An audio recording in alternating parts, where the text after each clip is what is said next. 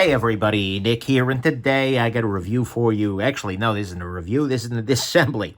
And I don't know that this is going to be a review anyways. Boy, I'm just a freaking mess today, but that's okay. Today we're taking apart this guy. This is a wee streak. This is a very specific wee streak. This whole video is sort of, and by the way, I'm going to just take out these 3 screws, I believe. Should pop everything loose. This particular knife is a knife that was, at one point in time, owned by a very good friend of mine. One of the moderators of my Discord, general gem of a human being. And very early on in his time on my server, his server nickname was Ask Me About My Streak. And this is indeed the streak I'm supposed to ask him about.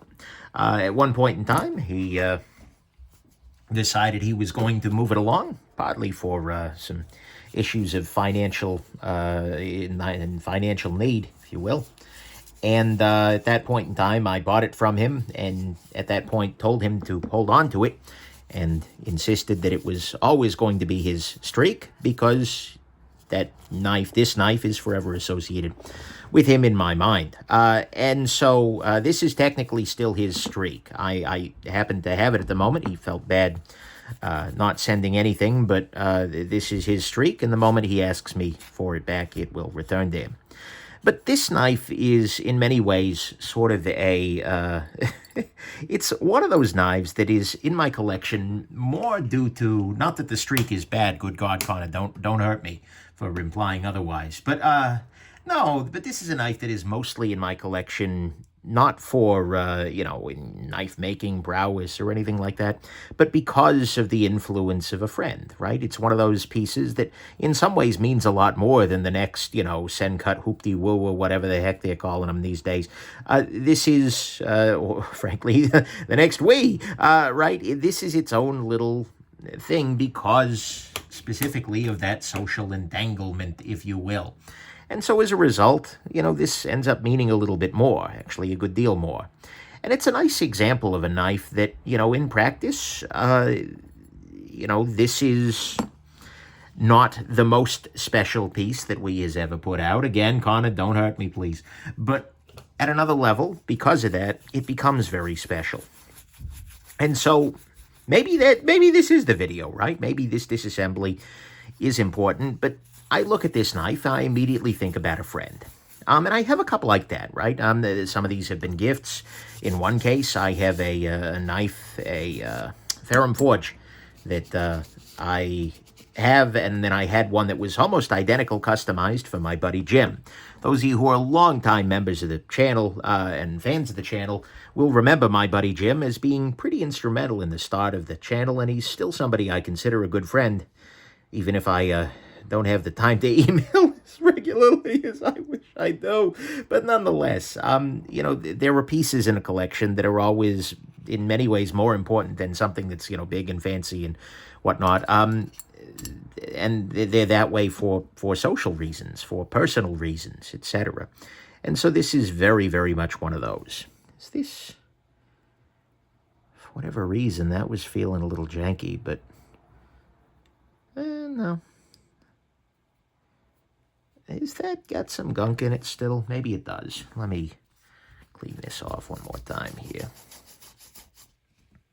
Yeah, there was a little bit of extra. Maybe I broke something apart in there.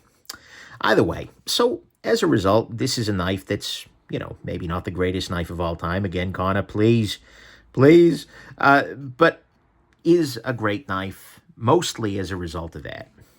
And as a result of that connection. And it always makes me smile when I see it in my knife drawer as a result.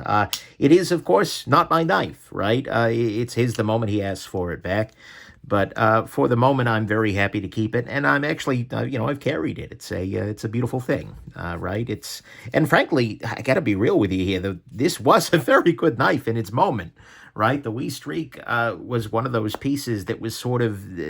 kind of pre-Civivi, I think, or at least right in the beginning of the era of Civivi, where, we would do these pretty solid pieces that were like, really like, whoa, in terms of excellence and in terms of, but were not particularly expensive. They weren't, full-on titanium frame lock pricey.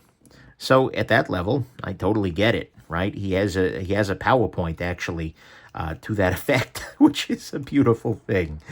But anyways, so this is oh, there we go. The clip came a little loose because, of course, it's loose because the clip is what's holding the thing together. Do we have this all put back together? We sure do. Okay, right now it is, I think, over-tightened. So let me loosen it up a little bit. I'm also a little skeptical of the pivot. I don't know that the pivot's in the right position right now. I think... Let me loosen this up a little bit further. Maybe I just have it way over-tightened. I think that's probably the case. Let me loosen further. And I'm just rotating the pivot here in case this is... Yeah, okay, see. Right there, it just popped further down into place. So that was my issue. Beautiful. But I think part of the reason I'm making this video is as a reminder. You know, a lot of folks are like, oh, wow, you have such an amazing collection. I mean, thank you. Yes, I'm a very lucky man. But at the same time, you know, if somebody asked me what are the pieces that mean the most to me, in a lot of ways, they're not the ones that a lot of folks expect. They expect, you know, oh, it's the, you know, the really expensive ones, or the hard-to-get ones, you know, the really hyped pieces. I mean, yeah, for sure, those are great. I very much appreciate them. There's a lot of joy there. But in a lot of ways, the ones that mean the absolute most to me are the ones that are connected to the people that mean the absolute most to me. At the end of the day, knives are objects, right? They're tools. They're great tools, and they can be wonderful objects, by God. I hope you all know that I feel that way. But at the end of the day, the thing that is most important about a piece is not the object itself, but the things it makes you feel. And people, generally speaking, are better at making you feel things than objects are. So if you've got a collection and it's made up of super high-end, high-dollar pieces, that's amazing. You've got a wonderful collection. If you've got a piece that's made up of relatively, shall we say, lower-end, more budget-friendly pieces, well, that's amazing. You've got a wonderful collection. And if you've got pieces in your collection that remind you of people, that remind you of places, remind you of things that really that connect you to something joyful, connect you to, you know, people you care about, things you care about, ideas you care about, and that's absolutely a wonderful thing too. But all of those are really valid reasons to consider something a gem. And for me, no matter my feelings on the wee streak, which, by the way, it's a pretty nice action right there, it's always going to be a gem for me. So anyways, there you go. Hope this has been interesting to you, and the knife is running even better now. And yeah, have yourselves an absolutely wonderful rest of your day. Connor, thanks for the friendship and for letting me hold on to your knife for a little while. Bye, everybody.